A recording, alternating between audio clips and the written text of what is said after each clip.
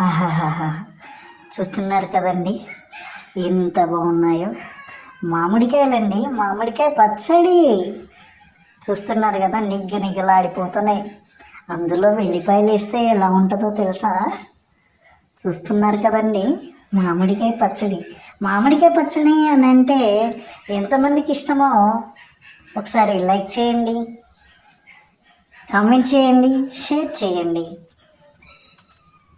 దీంట్లో ఆవు పొడి వేస్తే ఎంత రుచి వస్తుందో, ఆ పచ్చడిలో ఉన్నటువంటి వాసన కానీ, ఆ పచ్చడికి వచ్చేటువంటి రుచి కానీ ఎంతో మధురంగా ఉంటుంది.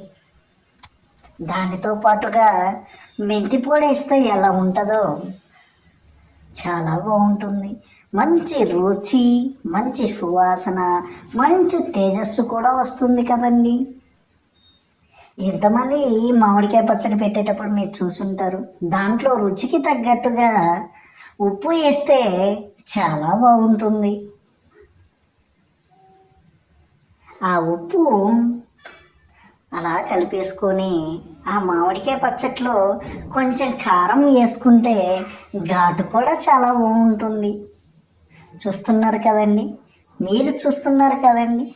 ఇటువంటి మామిడికాయ పచ్చడి మీ ఇంట్లో ఎలా పెడతారో ఒకసారి కామెంట్ చేయండి. మొత్తానికి మామిడికాయ పచ్చడి అనేది పూర్తయిపోయిందండో. ఇంకా సేపట్లో దాంట్లో నూనె పోసేసి కలిపేస్తున్నారు. మామిడికాయ పచ్చడి అనేది రెడీ అయిపోయింది.